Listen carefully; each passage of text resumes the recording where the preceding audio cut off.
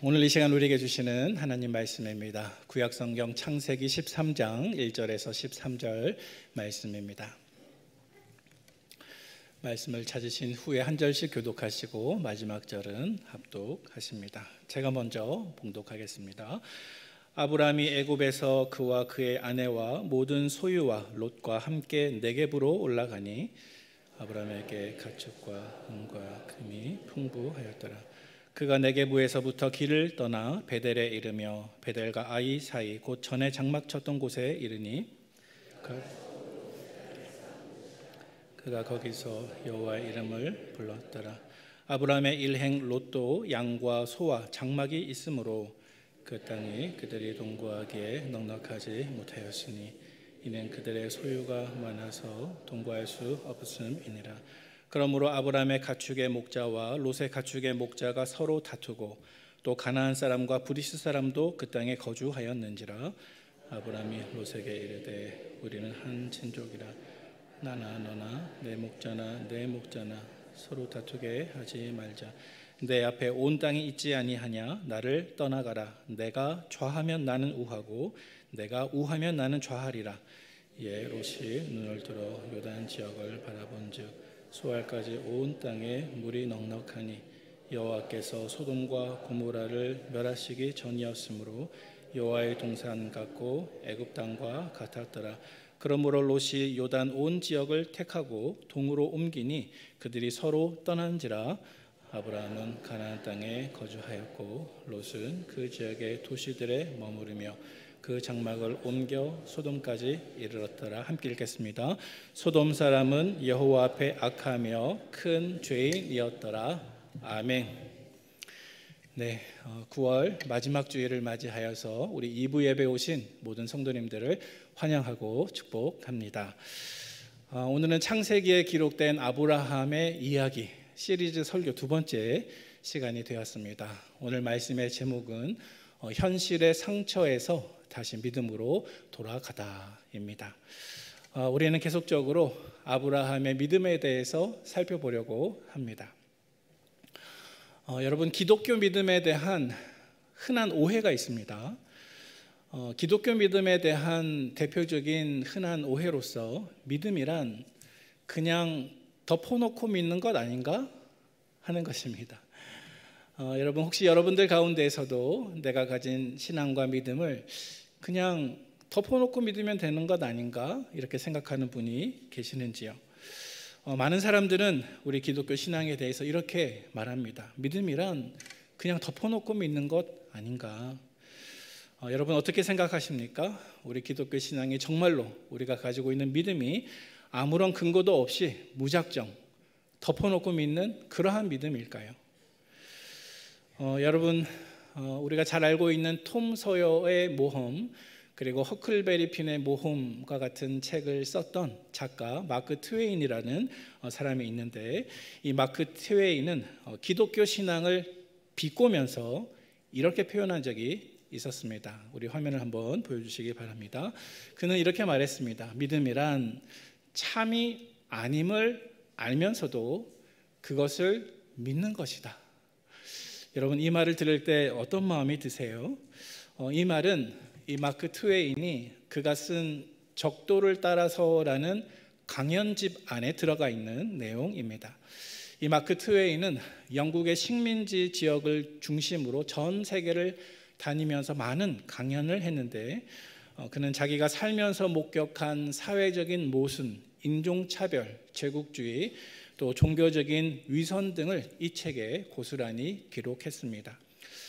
마크 트웨인은 성경에 나타나는 높은 도덕성과 예수님의 인격에는 존경심을 표현했지만, 특별히 제도 종교, 다시 말해서 교회의 위선적인 태도나 맹목적인 신앙을 매우 비판적으로 취급했습니다. 그래서 그는 그 당시 기독교인들의 종교적인 신앙을 냉소적으로 비꼬면서 기독교인들이 믿는 믿음이란 참이 아님을 알면서도 그것을 믿는 것이다, 이렇게 조롱했던 것입니다. 여러분, 정말 그런 것일까요? 우리가 믿는 믿음이 그것이 참이 아님을 알면서도 덮어놓고 믿는 믿음, 다시 말해서 일종의 눈먼 믿음이겠습니까? 여러분, 그렇지 않습니다. 만약 기독교 신앙이 눈먼 믿음이 아니라고 한다면 여러분, 어떤 종류의 믿음이 덮어놓고 믿는 믿음 혹은 눈먼 믿음이 될까요? 여러분, 다음 화면을 한번 보시기 바랍니다. 자, 화면에 보시면 비행기가 있죠. 그런데 자세히 보시면 부서져 있습니다. 만약 여러분들이 저 비행기를 타고 여행해야 하는 승객인데 마침 비행기를 봤더니 부서져 있어요. 자, 그러면 여러분, 저 비행기를 타시겠습니까? 만약 저 비행기가 부서진 사실을 알면서도 저 비행기에 타는 사람이 있다고 한다면 그런 믿음이야말로 덮어놓고 믿는 믿음, 참이 아님을 알면서도 믿는 믿음이 되겠죠. 또 다른 우리 사진을 한번 보여주시기 바랍니다. 자, 이런 상황은 어떨까요? 우리가 그림으로 잘 표현이 되는지 모르겠습니다만은 그림상 보시면 의사처럼 보이는데 자격증은 없습니다. 만약 여러분들이 몸이 아픈 환자인데 치료를 받으러 갔어요. 그런데 의사에게 자격증이 없어요. 자, 그러면 여러분, 저 자격증이 없는 의사에게 여러분의 몸을 맡기시겠습니까? 저 의사가 자격증이 없다는 사실을 알면서도 수술대 위에 올라가시겠습니까? 만약 그렇게 한다면 여러분의 믿음은 눈먼 믿음입니다. 참이 아님을 알면서도 믿는 믿음인 것이죠. 여러분, 우리가 믿는 기독교 신앙이 저런 것인가요? 만약 그렇다고 한다면 이 세상에서 우리만큼 불쌍한 사람들이 없을 것입니다. 하지만 여러분, 기독교 신앙은 저러한 눈먼 신앙이 결코 아닙니다. 여러분, 성경적인 믿음은 거짓임을 알면서도 억지로 믿는 믿음이 전혀 아니라 하나님의 신실하심과 역사 안에서 드러난 증거 위에 서는 것임을 기억하시기를 바랍니다. 여러분, 대표적으로 히브리서 11장 말씀에 믿음이 무엇인가 우리에게 잘 말씀해 주고 있습니다. 우리 1절 말씀 같이 봉독하겠습니다. 시작. 믿음은 바라는 것들의 실상이요 보이지 않는 것들의 증거니. 아멘. 자, 여러분, 이 말씀 속에서 아주 중요한 두 가지 단어가 있어서 설명을 해야 될 것 같습니다. 그것은 바로 실상이라고 하는 단어, 그리고 증거라고 하는 단어입니다. 먼저 첫 번째로 실상. 헬라어에서 실상이라는 말을 휘포스타시스라고 말합니다. 그런데 이 실상이라고 하는 말은 단순한 희망사항이 아니라 실제로 존재하는 것, 그래서 너무나 확고한 토대가 있는 것, 그것을 가리켜서 실상이라고 말을 합니다. 여러분, 특별히 성경에서는 저 휘포스타시스가 실상으로 번역되었지만 일반 철학에서는 저 휘포스타시스라는 말을 실체라고 번역합니다. 여러분, 저는 철학 전공자이기 때문에 제 말을 믿으셔도 좋습니다. 실체, 휘포스타시스라고 하는 저 말은 특별히 형이상학이나 존재론에서 매우 중요한 용어입니다. 이 실체라고 하는 것은 조금 쉽게 표현하면 허상이 아니라 분명히 존재하는 것을 가리켜서 실체, 휘포스타시스라고 말합니다. 자, 따라서 히브리서 저자는 무엇을 말하고 있습니까? 우리 기독교의 믿음은 결코 허상에 대한 눈먼 믿음이 아니라는 것입니다. 기독교 믿음은 분명히 존재하는 실상에 대한 믿음이라는 것입니다. 여러분, 예를 한번 들어보도록 하겠습니다. 여러분, 아주 옛날에 어린 자녀들을 키우실 때 모습을 혹은 손주들의 모습을 한번 생각해 보시기를 바랍니다. 여러분, 우리가 자녀들을 키울 때 아주 어린 아기들은요, 아기들에게 장난감을 보여주고 그 장난감 위에 천이나 옷을 이렇게 덮어버리면 순간 그 아기는 마치 장난감이 사라졌다고 믿습니다. 혹시 그런 경험 해보지 않으셨습니까? 그래서 수건이나 천으로 장난감을 덮었다가 이내 그것을 걷어서 다시 보여주면 아기들은 깜짝 놀랍니다. 빙그레 빵긋 이렇게 웃게 되죠. 왜냐하면 없어졌는데 눈앞에 나타났기 때문이죠. 하지만 여러분, 수건이나 천으로 장난감을 덮어두었다고 해서 장난감이 없어진 것입니까? 아니죠. 그저 잠시 보이지 않을 뿐입니다. 하지만 분명하게 수건이나 천 밑에 들어있는 것입니다.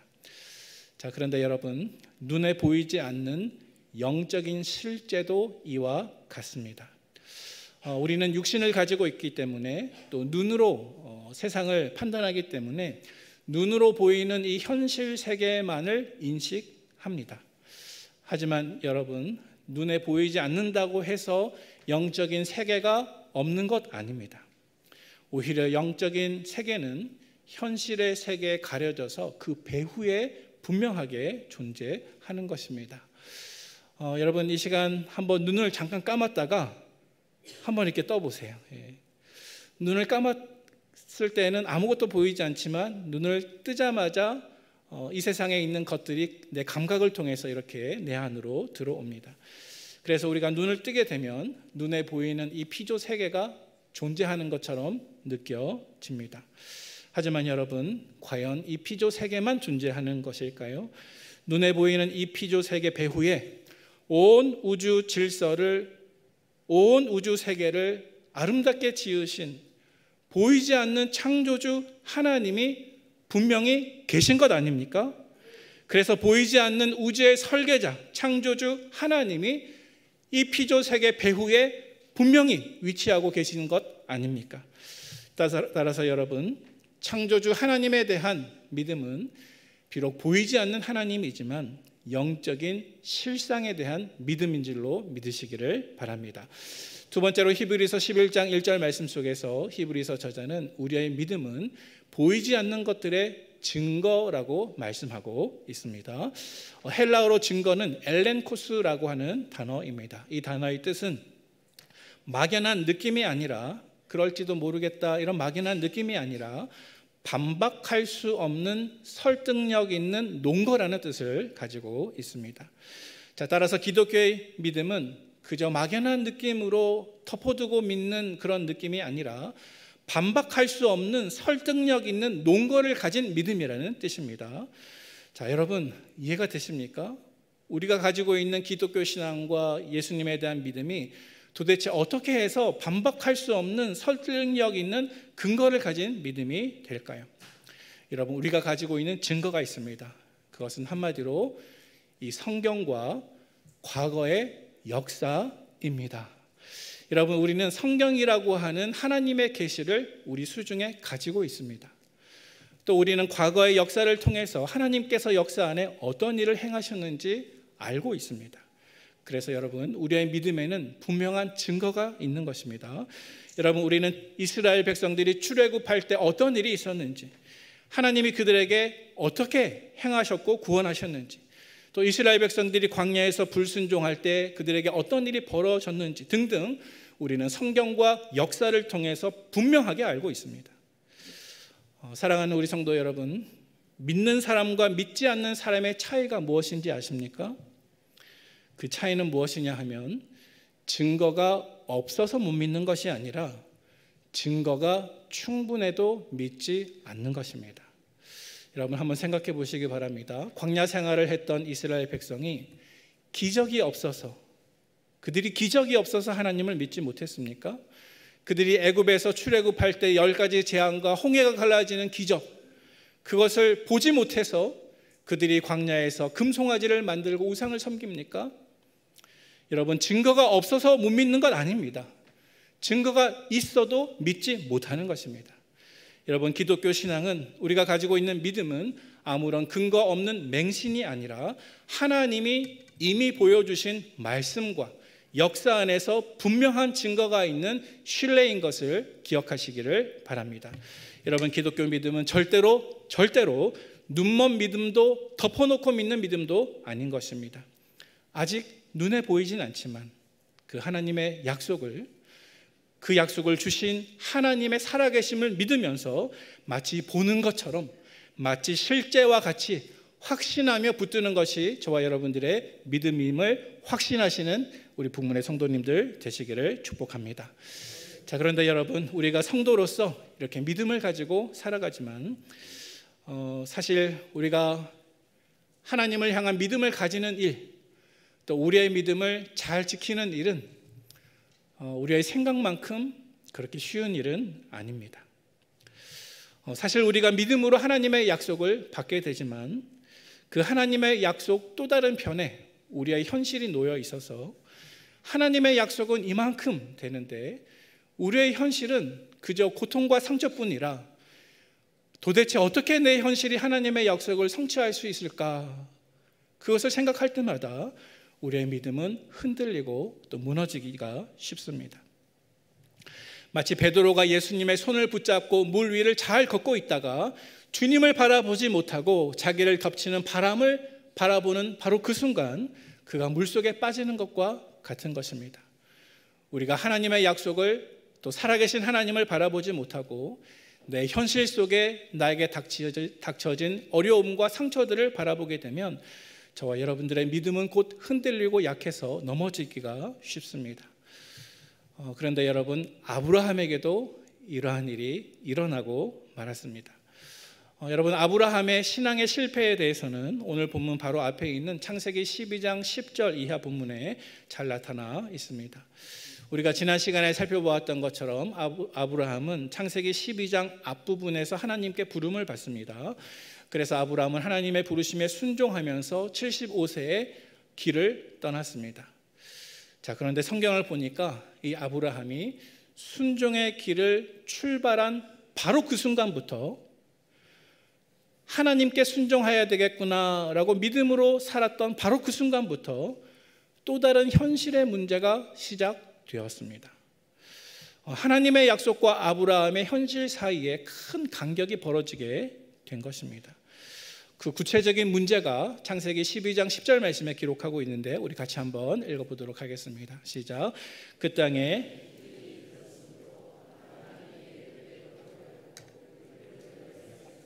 이는 그 땅에 기근이 심하였음이라. 아멘.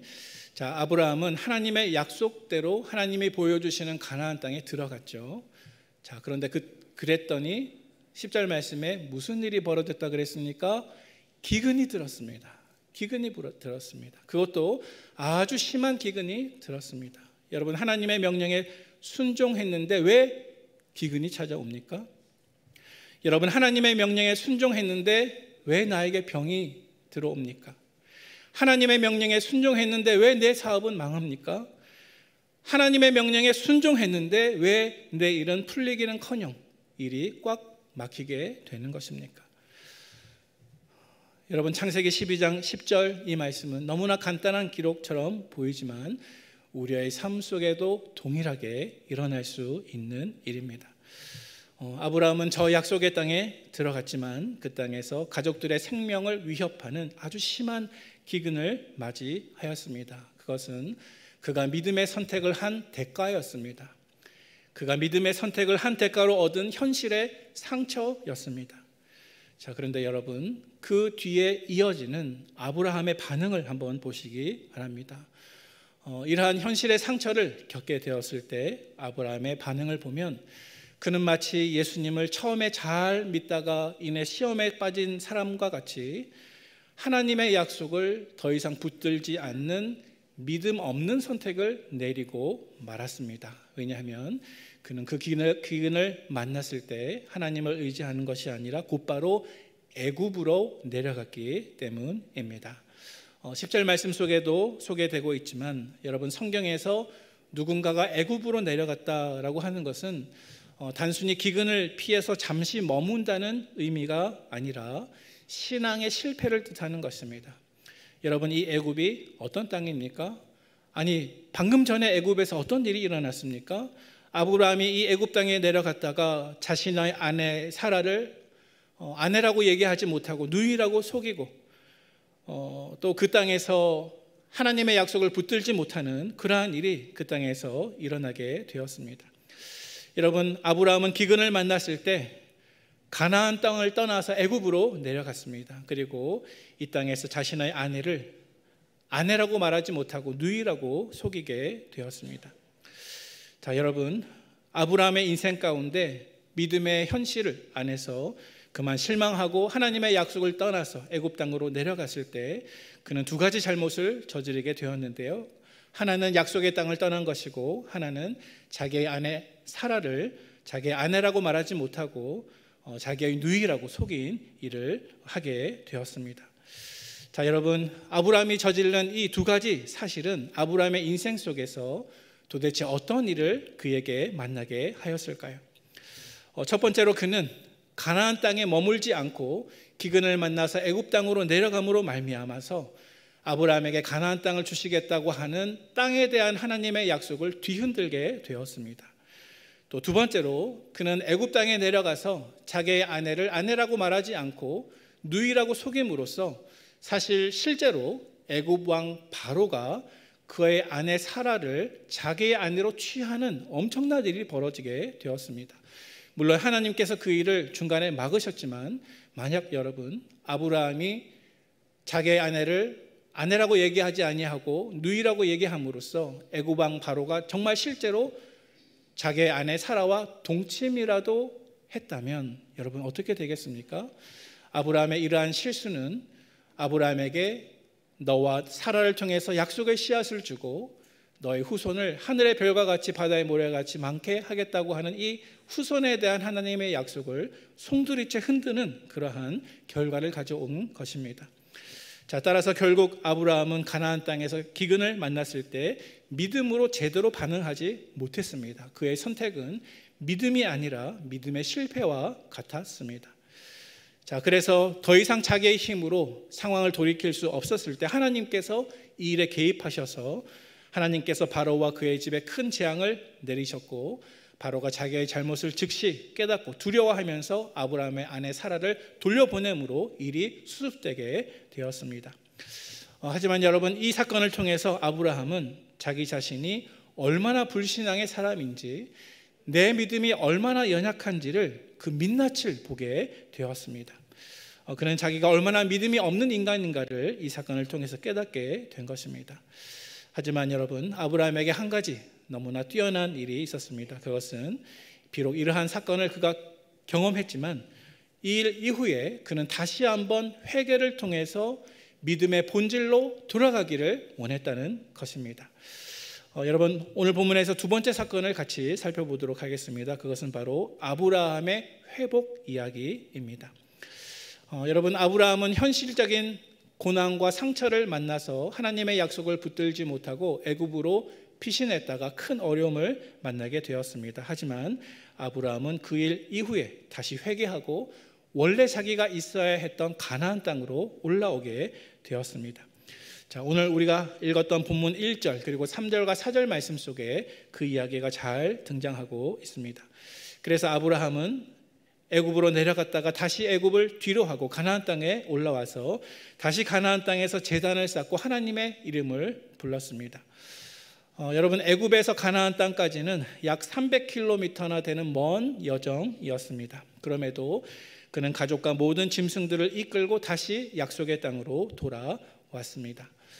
잠시 기근이라고 하는 현실의 상처에 눌려서 믿음과 정반대되는 결정을 내렸지만 또다시 믿음의 자리로 회복하고 돌아온 것입니다.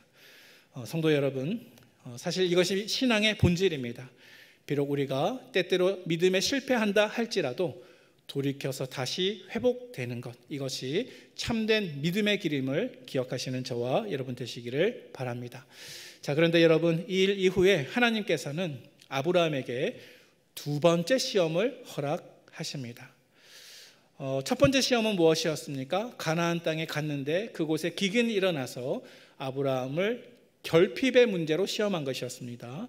자, 그런데 하나님께서는 아브라함이 다시 믿음의 자리로 회복한 그 순간 다시 한번 아브라함을 시험하셨습니다. 그가 가나안 땅으로 돌아왔을 때 그에게 주신 두 번째 시험에 있었는데 그것은 바로 번영의 시험 혹은 물질의 시험이었습니다. 자, 오늘 보면 2절 말씀 보시기 바랍니다. 창세기 13장 2절 말씀 같이 읽어보겠습니다. 아브라함에게 가축과 은과 금이 풍부하였더라. 아멘. 자, 아브라함이 첫 번째 시험에 실패해서 애굽에 갔다가 다시 가나안 땅으로 돌아왔을 때 그에게는 재물이 풍부했습니다. 그에게는 가진 것, 재물과 물질이 너무나 풍부해졌기 때문에 더 이상 조카 롯과 함께 살 수가 없었습니다. 아브라함과 롯이 직접 싸운 것은 아니었지만 그들의 목자 간의 다툼이 일어나게 되었습니다. 여러분 어떻습니까? 우리는 우리의 삶 속에서 기근과 같은 결핍, 외로움과 같은 결핍이 있으면 나에게 시험이 될 것이라고 보통 우리가 생각하는데요. 그와 정반대로 결핍이 아니라 물질과 소유가 풍성하게 될 때에도 우리에게는 믿음을 흔들 수 있는 시험이 찾아올 수가 있습니다. 기근이 찾아왔을 때 그는 믿음에 실패했지만 그와 반대로 소유와 물질로 하나님께서 아브라함의 믿음을 시험하셨을 때 이때 다행히도 아브라함은 그 시험을 잘 통과하게 되었습니다. 하나님께서 이 두 번째 시험을 그에게 주셨을 때 그는 하나님의 약속에 따른 하나님의 유업을 바라보고 모든 것을 롯에게 양보하는 모습으로 우리에게 그의 믿음을 표현하고 있습니다. 오늘 본문 8절과 9절 말씀 우리 같이 한번 읽어보겠습니다. 아브라함이 롯에게 이르되 우리는 한 친족이라 나나 너나 내 목자나 내 목자나 서로 다투게 하지 말자. 내 앞에 온 땅이 있지 아니하냐. 나를 떠나가라. 내가 좌하면 나는 우하고 내가 우하면 나는 좌하리라. 아멘. 자, 아브라함은 다음과 같이 우리가 방금 읽은 이 말씀과 같이 롯에게 이야기하면서 모든 선택권과 결정을 롯에게 양보하고 그는 계속 가나안 땅, 약속의 땅에 머무르게 되었습니다. 롯이 자기보다 먼저 결정했기 때문에 아브라함의 결정과 선택은 롯의 결정에 따른 그 땅보다 훨씬 더 나쁜 땅이었습니다. 하지만 그럼에도 불구하고 그는 믿음으로 선택했습니다. 자, 이제 네 번째로 우리 롯의 선택에 대해서 잠시 묵상해 보도록 하겠습니다. 여러분, 롯은 어떠한 선택을 내리고 있었습니까? 롯은 아브라함보다 먼저 선택했습니다. 그는 눈에 보이는 대로 선택했습니다. 또 그는 물질주의의 길을 선택했습니다. 오늘 본문 10절 말씀 우리 같이 한번 읽어보도록 하겠습니다. 이에 롯이 눈을 들어 요단 지역을 바라본즉 소알까지 온 땅에 물이 넉넉하니 여호와께서 소돔과 고모라를 멸하시기 전이었으므로 여호와의 동산 같고 애굽 땅과 같았더라. 여러분, 상반절 말씀에 보니까 롯이 무엇을 가지고 바라봤다고 기록되고 있습니까? 눈을 들어서, 육신의 눈을 들어서 믿음이 아니라 보이는 대로 그가 지금 판단하고 있습니다. 자, 그런데 10절 하반절 말씀에 보니까 롯이 선택하고자 하는 그 땅은 마치 애굽 땅과 같았다라고 말씀하고 있습니다. 여러분, 이 애굽 땅은 하나님이 아브라함과 롯을 막 구해내신 바로 그 땅입니다. 아브라함이 믿음의 선택을 한 것이 아니라 현실의 상처와 타협한 그 땅이었습니다. 비록 애굽 땅은 풍요로울지라도 하나님의 약속과 인도하심을 벗어나 있는 그러한 땅이었습니다. 하지만 그럼에도 불구하고 롯은 바로 그 땅을 선택한 것입니다. 하나님의 약속을 벗어나 있다 하더라도 개의치 않고 그 땅을 선택했습니다. 또 여러분 10절 중간쯤 보시면 이런 구절이 있습니다. 여호와께서 소돔과 고모라를 멸하시기 전이었으므로. 자, 여러분, 이 말씀이 어떤 의미를 가지고 있을까요? 여호와께서 소돔과 고모라를 멸하시기 전이었으므로, 이 말씀은 롯이 가지고 있는 땅에 대한 선택이 얼마나 위험했던 것인가를 우리에게 잘 표현해 주고 있는 말씀입니다. 소돔과 고모라는 이 당시 죄악의 땅이었습니다. 롯은 하나님을 알았지만 하나님을 안다는 그 사실이 그의 선택에는 전혀 영향을 끼치지 못했습니다. 롯은 믿음이 아니라 눈에 보이는 대로 선택했습니다. 사랑하는 우리 성도 여러분, 여러분의 선택이, 여러분의 행동이 과연 눈에 보이는 대로 내리는 선택인지 아니면 믿음에 따른 선택인지 늘 주의를 기울이시면서 항상 믿음으로 선택하는 저와 여러분들 되시기를 축복합니다. 여러분, 롯은 믿음의 선택이 아니라 눈에 보이는 선택을 했습니다. 하나님의 약속을 바라보는 선택이 아니라 현실과 타협하는 선택을 한 것입니다. 하지만 여러분, 우리가 이렇게 롯과 같이 우리의 믿음을 내려놓고 현실과 타협하는 선택을 하면 그 길은 곧 미끄러지는 길입니다. 여러분, 롯은 미끄러지는 길을 선택했습니다. 사실 롯이 타협의 길을 선택한 이후에 그는 영적으로 계속 추락했습니다. 자, 여러분, 오늘 본문 말씀에 보니까 롯이 소유가 너무 많아서 아브라함과 땅을 나눌 때 그는 처음에 어디에 거주했다고 말씀하고 있습니까? 자막을 보여주시기 바랍니다. 그는 처음에 소돔 근처에 거주했습니다. 창세기 13장 12절 말씀에 나와 있습니다. 우리 같이 한번 읽어볼까요? 아브라함은 가나안 땅에 거주하였고 롯은 그 지역의 도시들에 머무르며 그 장막을 옮겨 소돔까지 이르렀더라. 자, 두 번째로 롯은 처음에는 소돔 근처에 거주했습니다. 그 땅이 너무나 풍요로웠기 때문이죠. 하지만 그 이후에 롯은 또 어디에 거주하고 있었는지 아세요? 두 번째로 롯은 근처가 아니라 이번에는 소돔 안에 거주합니다. 우리 창세기 14장 12절 같이 읽겠습니다. 소돔에 거주하는 아브라함의 조카 롯도 사로잡고 그 재물까지 노력하여 갔더라. 자, 근처가 아니라 이번에는 안까지 들어왔죠. 자, 세 번째로 그 이후에 롯은 나중에는 소돔 안이 아니라 소돔 성문 앞에 앉아 있습니다. 우리 말씀을 같이 읽어보겠습니다. 창세기 19장 1절 말씀입니다. 저녁 때에 그 두 천사가 소돔에 이르니 마침 롯이 소돔 성문에 앉아 있다가 그들을 보고 일어나 영접하고 땅에 엎드려 절하며. 자, 성문에 앉아 있습니다. 여러분, 성문에 앉아 있었다고 한 것은 소돔 사람들과 거의 동화가 되어서 그 도시 안에서 어느 정도 사회적인 지위를 인정받은 모습을 뜻하는 것입니다. 왜냐하면 성문은 고대 사회에서 단순한 장소가 아니라 그 도시의 사법과 행정의 중심지 역할을 했습니다. 그래서 성문 앞에서 재판이 열리고 또 성문 앞에서 중요한 문제들이 처리되었습니다. 자, 따라서 성문 앞에는 아무나 앉을 수 있는 것이 아니라 공적인 역할을 맡았던 성읍의 장로들이 앉을 수 있는 그러한 장소였는데 롯이 그 자리에 앉아 있는 것입니다. 다시 말해서 롯은 처음에는 근처, 그 다음에는 소돔성 안, 그리고 그 다음에는 단순히 거주하는 정도를 넘어서 그 사회에 깊이 관여하게 되었다는 것입니다. 그뿐만이 아닙니다. 롯은 점차 미끄러지는데요. 마지막 네 번째로 롯은 더 나아가서 자기의 딸들을 소돔 사람들과 혼인하게 합니다. 우리 창세기 19장 14절 말씀 같이 봉독하겠습니다. 롯이 나가서 그 딸들과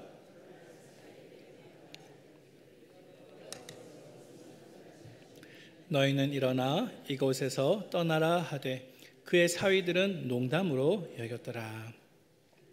자, 여러분 보십시오. 지금 롯의 이야기는 계속해서 미끄러져가는 이야기입니다.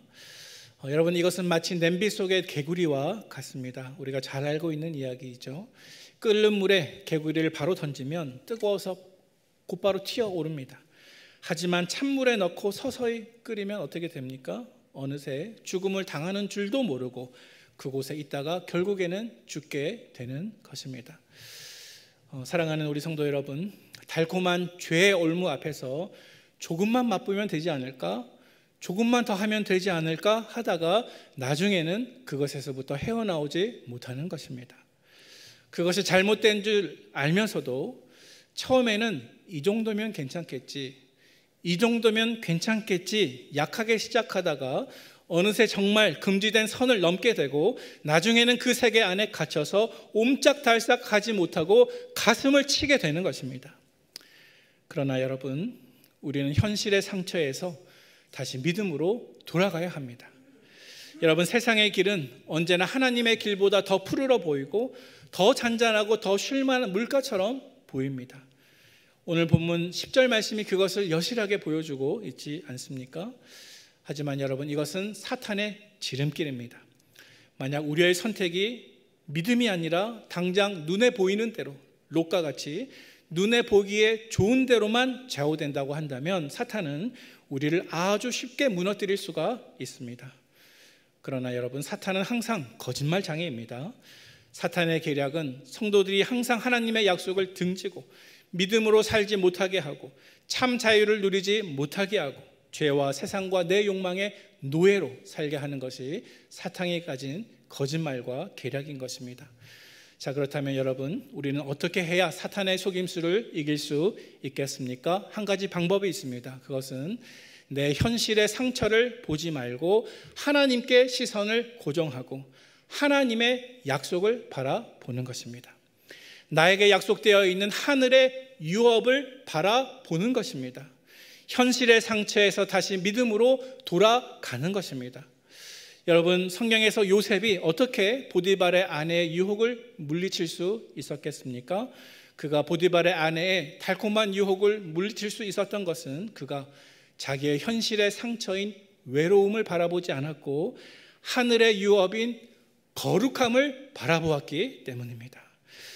여러분, 우리가 요셉처럼 우리의 시선을 불쌍한 내 자신 혹은 결핍이 많은 내 현실에 고정하는 것이 아니라 선하신 하나님의 우리의 시선을 고정하면 여러분, 사탄은 그런 사람을 결코 쓰러뜨릴 수 없음을 믿으시기를 바랍니다.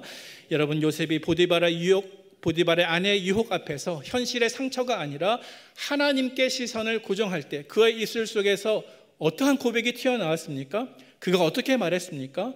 우리 창세기 39장 9절 말씀 같이 읽어보도록 하겠습니다. 내가 어찌 이 큰 악을 행하여 하나님께 죄를 지으리까?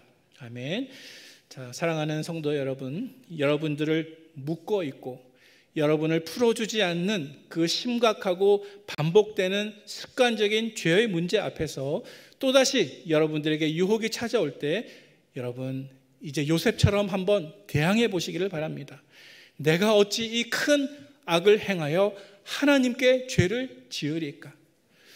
여러분, 여러분들의 현실의 상처에만 머물지 말고 죄와 세상과 타협하지 말고 다시 믿음으로 돌아가시기를 주님의 이름으로 간절히 축원을 드립니다. 여러분, 이제부터는 사탄의 거짓말에 저항하시기 바랍니다. 사탄의 거짓말에 다시 한번 제대로 싸워보시기를 바랍니다. 만약 우리의 선택의 과정에 믿음이 없다면 그러한 선택은 하나님을 전혀 기쁘시게 할 수가 없습니다. 우리 히브리서 11장 6절 말씀 같이 읽어보겠습니다. 시작. 믿음이 없이는 하나님을 기쁘시게 하지 못하나니 하나님께 나아가는 자는 반드시 그가 계신 것과 또한 그가 자기를 찾는 자들에게 상 주시는 이심을 믿어야 할지니라. 아멘. 여러분, 믿음이 없이는 하나님을 기쁘시게 할 수가 없습니다. 여러분, 우리가 잘 아는 내용이고 이야기이지만 믿음으로 살았던 한 훌륭한 인물의 이야기가 있습니다. 바로 에릭 리델이라고 하는 사람의 이야기입니다. 불의 전차라고 하는 영화의 주인공이며 또 스코틀랜드 올림픽 육상 선수였던 에릭 리델이 있습니다. 우리 화면을 한번 보여주시기 바랍니다. 그는 올림픽 대표 선수였습니다. 그러나 안타깝게도 올림픽 경기가 주일에 열리게 되자 그는 신앙인으로서 그리스도인으로서 국가와 선수단의 압력에도 불구하고 주일에 열린 그 대회에 참석하지 않기로 결정 내렸습니다. 그는 원래 100m를 달리는 선수였고 100m 경기의 유력한 우승 후보였습니다. 하지만 그는 올림픽 경기였지만 주일에 경기가 열리는 것을 알고 출전을 포기하고 그 시간에 대신 예배의 자리로 나가서 예배를 드렸습니다. 세상은 그를 조롱했습니다. 조국의 명예를 배신한 위선자라고 조롱했습니다. 하지만 그는 흔들리지 않았습니다. 이후에 그는 자기의 주종목이 아닌 400m 경기에 도전하게 되었습니다. 400m 경기는 자신의 주종목이 전혀 아니었습니다. 하지만 그 경기에 출전한 이후에 결과가 어떻게 되었냐 하면 그는 모두의 예상을 깨고 400m 경기에서 금메달을 차지하게 되었습니다. 그것도 당시에 47.6초라고 하는 세계 신기록을 세우면서 우승의 영광을 얻게 되었습니다. 후에 사람들이 그에게 물었습니다. 에릭 리델, 당신은 100m가 주 종목인 육상 선수인데 어떻게 당신이 포기한 100m 경기가 아니라 400m 경기에서 도대체 어떻게 금메달을 딸 수가 있었습니까? 그때 그는 대답합니다. 100m까지는 내가 뛰었고 나머지 300m는 하나님이 뛰어주셨습니다. 이것이 그의 대답이었습니다. 에릭 리델은 이렇게 철저하게 하나님을 신뢰하며 살아가는 믿음의 사람이었습니다. 그런데 그는 평소에 자기의 누이에게 이렇게 얘기했다고 합니다. 우리 화면에 쓰여져 있는 저 글자 그대로입니다. 그는 평소에 누이에게 이렇게 고백했는데 내가 달릴 때마다 나는 하나님의 기쁨을 느낀다. 이렇게 자주 말을 했다고 합니다. 내가 달릴 때마다 나는 하나님의 기쁨을 느낀다. 무슨 뜻이냐 하면 내가 달릴 때 내가 달리는 것을 기뻐하시는 그 하나님의 기쁨을 나는 느낀다는 것입니다. 사랑하는 우리 북문의 성도 여러분, 여러분들이 어떤 선택을 믿음으로 하실 때마다, 어떤 행동을 믿음으로 하실 때마다 여러분들이 믿음으로 그것을 할 때 여러분들을 기뻐하시는 하나님의 기쁨을 느끼시는 저와 여러분들 되시기를 축복합니다. 여러분, 아브라함의 선택은 롯의 선택과 너무나 달라서 하나님의 기쁨을 느끼는 그러한 선택이었습니다. 여러분, 죄인의 선택과 의인의 선택이 어떻게 다르겠습니까? 우리 자막을 보여주시기 바랍니다. 여러분, 죄인의 선택은 자신의 기쁨을 느끼는 선택입니다. 하지만 의인의 선택은 하나님의 기쁨을 느끼는 선택입니다. 나를 통하여 하나님의 기쁨을 느끼는 선택입니다. 이제 마지막으로 다시 아브라함의 선택으로 돌아와서 마지막으로 아브라함의 선택을 한번 묵상해 보도록 하겠습니다. 여러분, 아브라함은 어떻게 선택했습니까? 하나님께서 그에게 주신 물질에 대한 시험에 있어서 그는 어떻게 선택했습니까? 그의 선택은 롯의 물질주의적인 선택과 너무나 대조적인 믿음의 선택이었습니다. 아브라함은 자신의 믿음의 선택 때문에 가장 좋은 땅을 보장받지 못했습니다. 그러나 아브라함은 자기의 능력과 힘으로 가장 좋은 땅을 선택하기보다는 나에게 땅을 주시겠다고 약속하신 하나님을 더 신뢰했습니다. 하나님은 현실의 상처에서 다시 한번 믿음으로 돌아온 아브라함에게 다음과 같이 축복해 주십니다. 우리 마지막으로 14절부터 16절까지의 말씀을 같이 읽어보겠습니다. 롯이 아브라함을 떠난 후에 여호와께서 아브라함에게 이르시되 너는 눈을 들어 너 있는 곳에서 북쪽과 남쪽 그리고 동쪽과 서쪽을 바라보라. 보이는 땅을 내가 너와 내 자손에게 주리니 영원히 이르리라. 내가 내 자손이 땅의 티끌 같게 하리니 사람이 땅의 티끌을 능히 셀 수 있을진데 내 자손도 세리라. 아멘. 네, 사랑하는 성도 여러분, 이제 말씀을 정리합니다. 여러분, 우리가 예수님을 믿을 때 우리에게 세상적인 번영이나 안전에 대한 보장은 없습니다. 하지만 여러분, 우리에게 있는 것이 있습니다. 그것은 바로 하나님의 약속들입니다. 변치 않는 하나님의 약속들입니다. 저와 여러분들에게 어떠한 하나님의 약속들이 있습니까? 내가 너의 하나님이 되리라. 내가 나에게 있는 평안을 주리라. 내가 너와 함께 세상 끝날까지 동행하리라. 내가 너에게 영생을 선물로 주리라. 내가 너를 용서하리라. 여러분, 하나님은 이 약속을 지키시기 위해서 예수님을 우리에게 보내셨습니다. 이제는 우리가 이 약속에 반응해야 할 때입니다.